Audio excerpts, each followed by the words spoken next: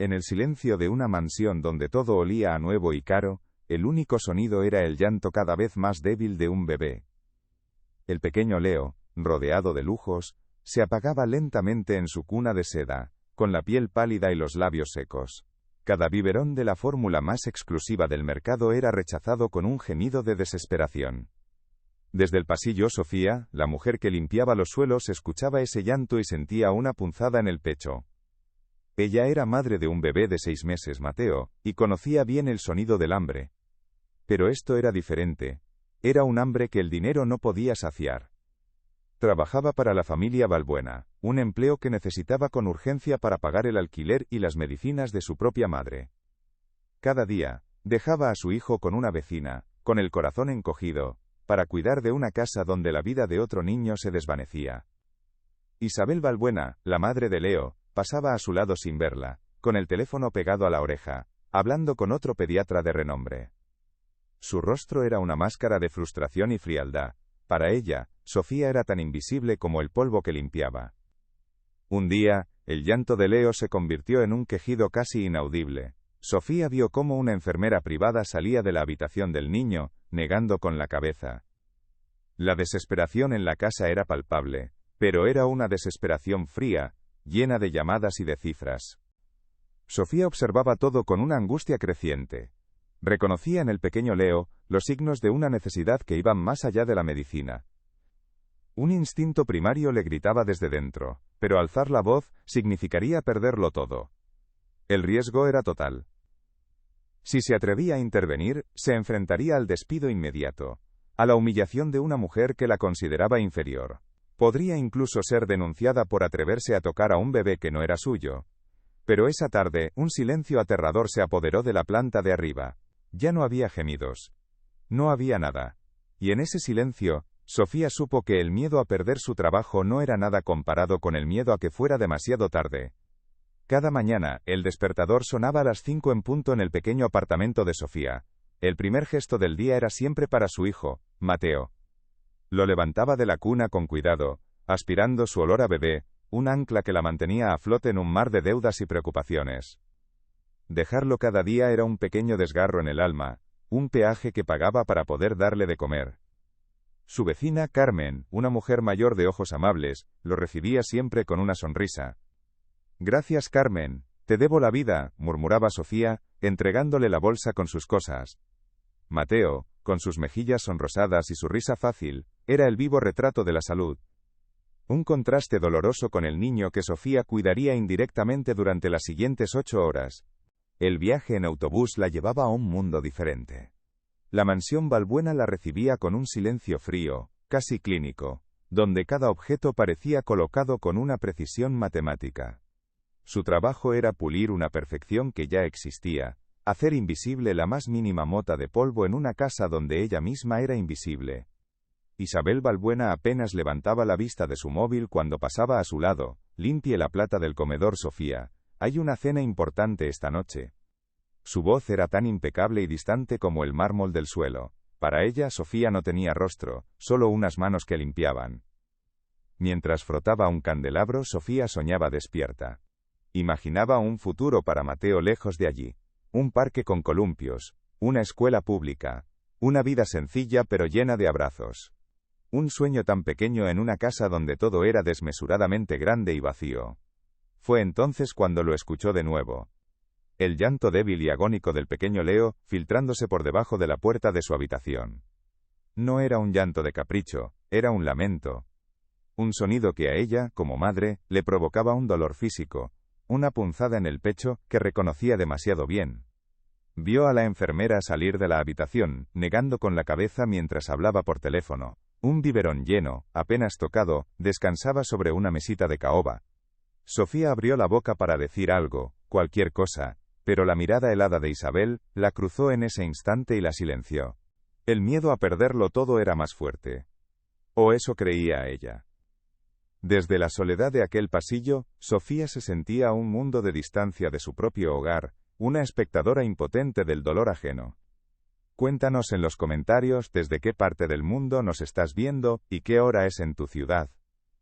Al final del día, volver a casa era como volver a respirar. El abrazo de Mateo, su peso familiar en sus brazos, era su única y verdadera recompensa. En su pequeño salón, con la luz cálida de una lámpara barata, se sentía millonaria. Era un refugio donde el amor lo llenaba todo. Acostó a su hijo, que dormía plácidamente, saciado y feliz. Pero mientras lo observaba, la imagen del otro bebé, pálido en su cuna de seda, no la abandonaba.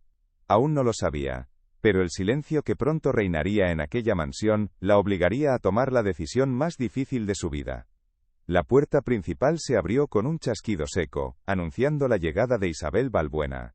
No entró como una madre preocupada, sino como una ejecutiva que inspecciona una filial con problemas.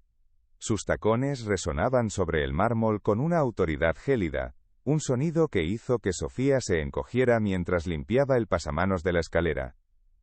Isabel era la imagen de un poder inaccesible. Vestía un traje de chaqueta blanco, sin una sola arruga, y su pelo estaba recogido en un moño perfecto. Sus ojos no buscaron la habitación de su hijo, sino que escanearon el vestíbulo, buscando el más mínimo fallo en la pulcritud del entorno. Y lo encontró. Se detuvo frente a un espejo de marco dorado. Con un dedo enguantado, señaló una marca casi invisible. Sofía, esto no está impecable. Su voz no era alta, pero cortaba como el cristal. Si no puedes con lo básico, tendré que buscar a alguien que sí pueda. La amenaza flotaba en el aire, fría y directa. Sofía sintió que la sangre le subía al rostro. Lo siento, señora. Lo repasaré ahora mismo. Sus palabras fueron un susurro ahogado por la vergüenza. Quería que la tierra se la tragase, desaparecer bajo la mirada de desdén de aquella mujer. El miedo a perder su único sustento era un nudo en su garganta. En ese momento, el pediatra más prestigioso de la ciudad salió del cuarto de Leo, con el rostro sombrío. Habló con Isabel en voz baja, usando términos médicos que sonaban a fracaso. Deshidratación, rechazo del alimento, estancamiento ponderal. La frustración de Isabel crecía con cada palabra, una ira helada dirigida no contra la enfermedad, sino contra la ineficacia de su inversión. Movida por una desesperación que superaba su miedo, Sofía dio un paso al frente. Señora, perdone que me atreva, pero mi hijo, a veces un poco de... Isabel se giró lentamente. Su mirada la silenció al instante. Tu trabajo es limpiar, Sofía. No dar consejos. No te pago para que pienses. Las palabras la golpearon con la fuerza de una bofetada. Sofía retrocedió, con el corazón encogido. Se refugió en la cocina con las manos temblorosas, y desde allí observó una escena que se le grabó a fuego en la memoria. Isabel cogió el biberón lleno de la fórmula más cara del mercado, lo miró con asco y lo arrojó a la basura con un gesto violento. El plástico chocó contra el metal, un sonido que retumbó en la casa silenciosa.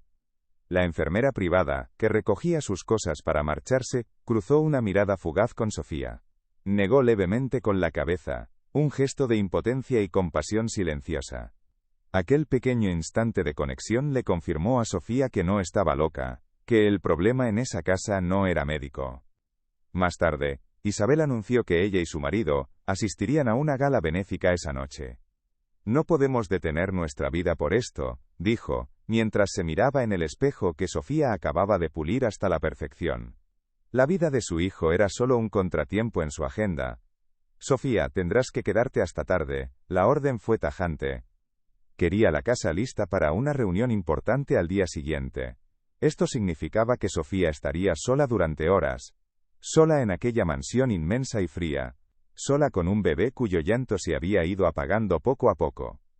Mientras Isabel se retocaba el maquillaje, ajustando un pendiente de diamantes, un quejido casi imperceptible llegó desde la planta de arriba. Pero ella no lo oyó. Su mundo estaba hecho de brillos y apariencias, sordo a la vida que se desvanecía a pocos metros. Sofía se quedó limpiando la plata del comedor, y el silencio que bajaba de la escalera se hizo cada vez más pesado, más profundo. De repente, se dio cuenta de que ya no oía nada. Ni un solo gemido. El corazón se le detuvo. Un terror helado le recorrió la espalda. El silencio ya no era paz. Era una advertencia. Isabel bajó la tableta lentamente, con los ojos fijos en la pantalla. Su rostro, habitualmente una máscara de control, se había descompuesto en una mueca de incredulidad y furia. Subió las escaleras de dos en dos, El sonido de sus tacones era como el preludio de una tormenta. Irrumpió en la habitación de Leo sin hacer ruido, encontrando a Sofía meciendo suavemente a su hijo, que por primera vez en días dormía en paz. Con un movimiento brusco y violento, Isabel le arrancó el bebé de los brazos. ¿Qué has hecho?, siseó, con la voz cargada de veneno. Sofía se levantó de un salto, con el corazón en un puño. Su hijo, mi hijo, te atreviste a tocarlo, a contaminarlo con tu... No terminó la frase, pero la palabra suciedad flotaba en el aire, pesada y humillante. Señora, por favor, él no respiraba, se ahogaba, intentó explicar Sofía, con la voz rota por el pánico. Pero Isabel no escuchaba. Sus ojos inyectados en sangre, solo veían una violación, un acto impensable. Estás despedida. Recoge tus cosas y lárgate de mi casa ahora mismo. No quiero volver a verte en mi vida. La sentencia fue final, inapelable. La humillación fue un golpe físico. Sofía fue tratada como una delincuente, obligada a recoger sus pocas pertenencias de una pequeña taquilla en el área de servicio bajo la mirada fría de Isabel. Cada objeto que guardaba en su bolso, un cepillo, una foto de Mateo, parecía un recordatorio de la vida que acababa de perder.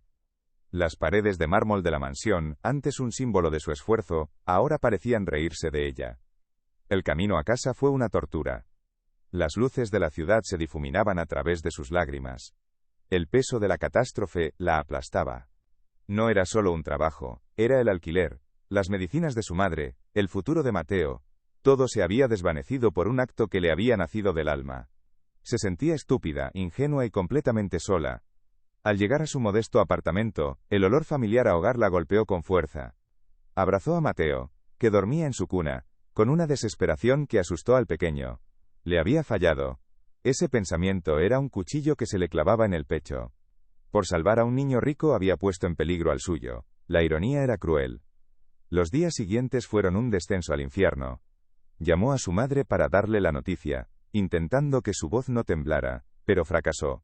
El silencio preocupado al otro lado de la línea fue más doloroso que cualquier reproche. ¿Cómo iban a comprar ahora sus medicinas para el corazón? La pregunta quedó suspendida entre ellas sin respuesta. Buscó trabajo sin descanso, recorriendo la ciudad a pie para ahorrar el dinero del autobús. Pero cada puerta se cerraba en su cara. La noticia de su despido fulminante parecía haberse extendido como una plaga silenciosa. Nadie quería contratar a la empleada que había cruzado una línea tan íntima. La esperanza se agotaba con cada negativa.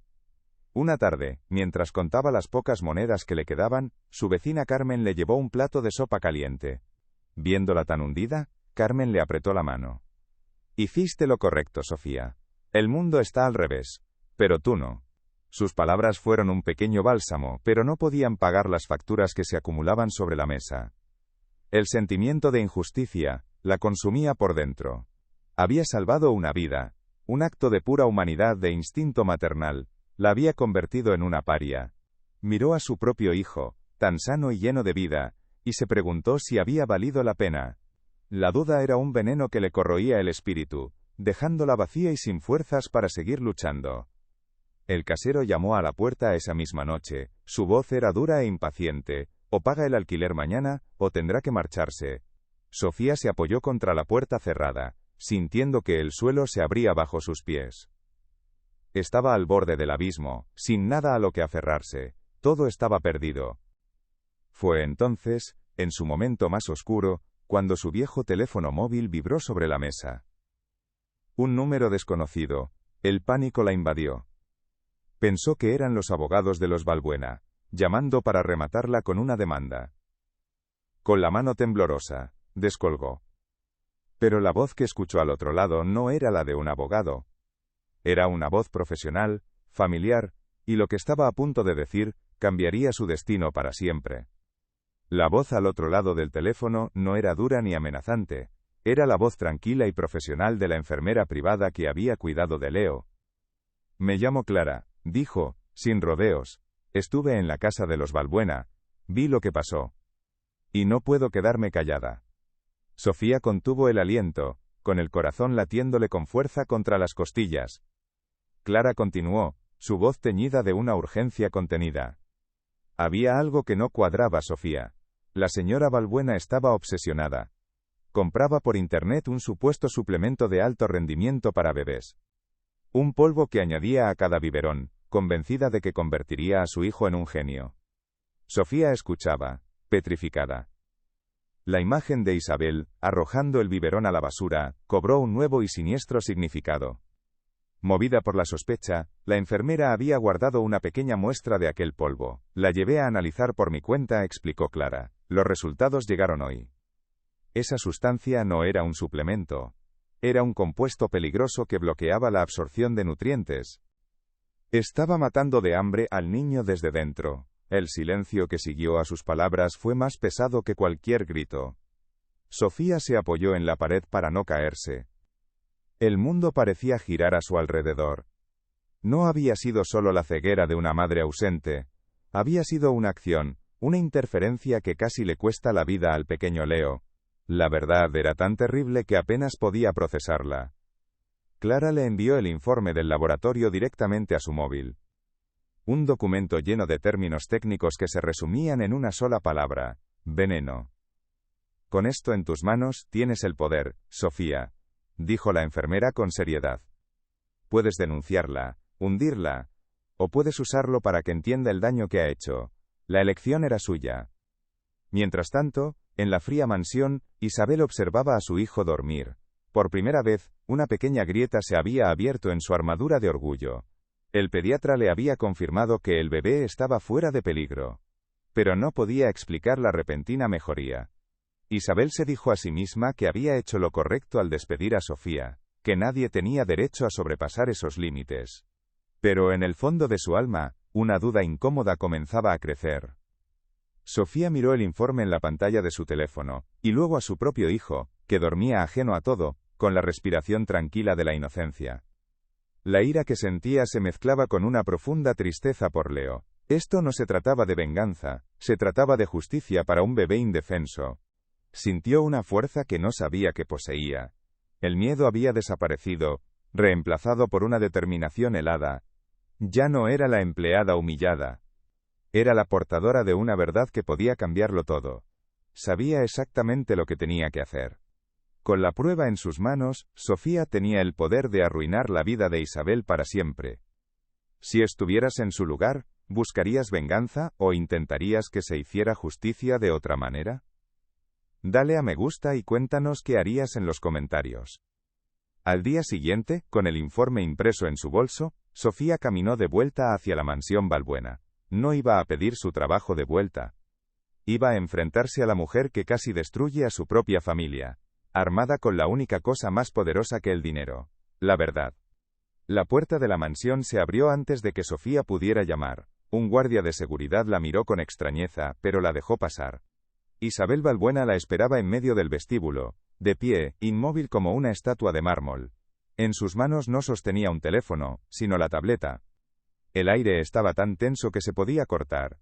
Sin decir una palabra, Isabel se giró y comenzó a subir la escalera. Cada paso era una sentencia. Sofía la siguió, con el corazón martilleándole en el pecho, sintiendo el peso de cada retrato familiar que la observaba desde las paredes. Entraron en la habitación de Leo. El bebé dormía en su cuna, con un color rosado en las mejillas que Sofía nunca le había visto.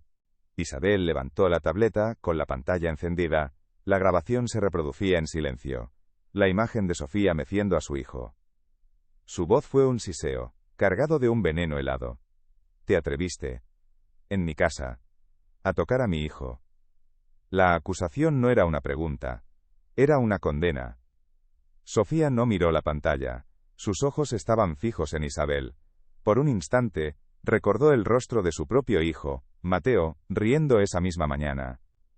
Esa imagen le dio la fuerza que necesitaba. Su voz salió firme, sin un ápice de miedo. Su hijo se estaba muriendo de hambre. Hice lo que cualquier madre habría hecho. La verdad golpeó a Isabel con la fuerza de un huracán. Su rostro se descompuso, una máscara de furia que apenas ocultaba el pánico y la vergüenza.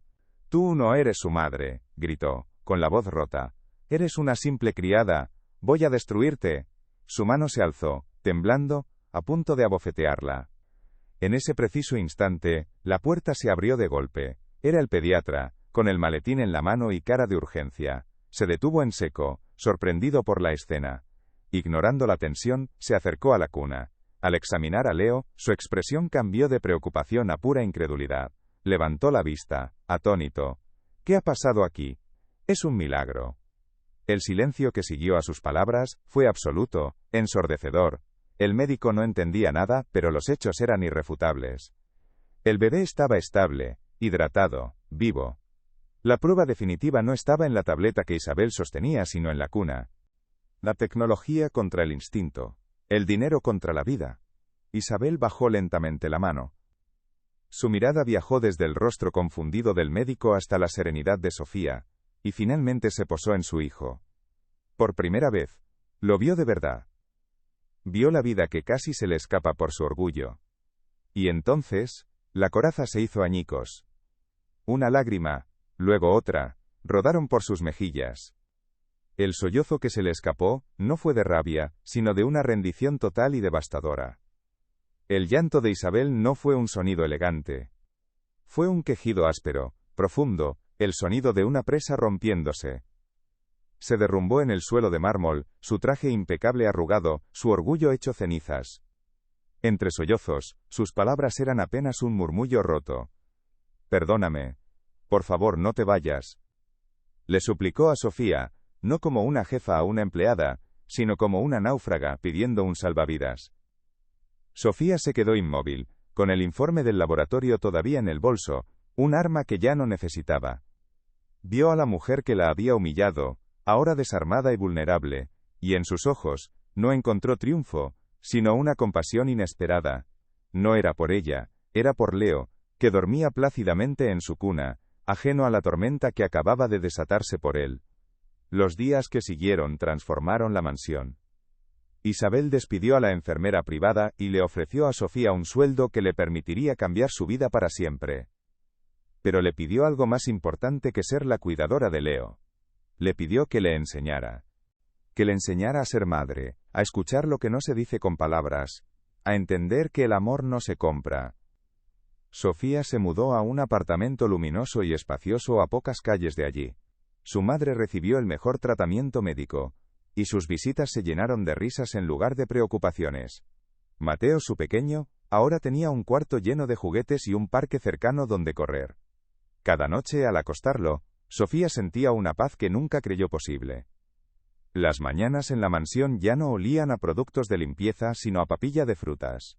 Isabel, con ropa cómoda y sin maquillaje, aprendía de Sofía a preparar biberones, a cambiar pañales, a interpretar cada pequeño gesto de su hijo. Había una torpeza inicial, pero también una determinación feroz por recuperar el tiempo perdido. Poco a poco, las barreras entre ellas se disolvieron.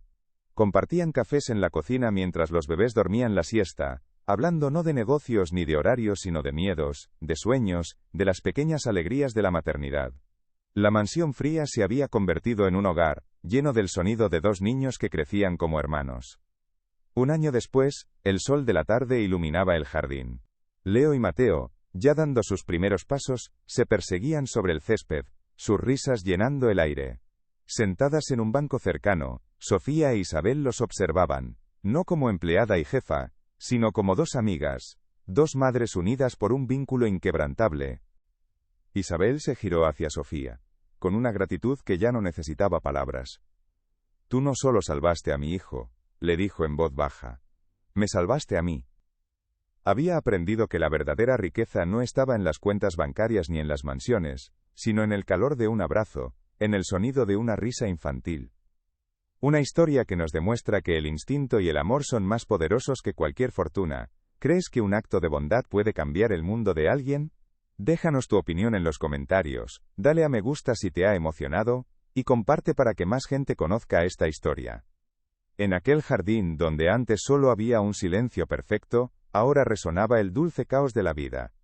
Y ese, se dio cuenta Sofía, era el único lujo que de verdad importaba.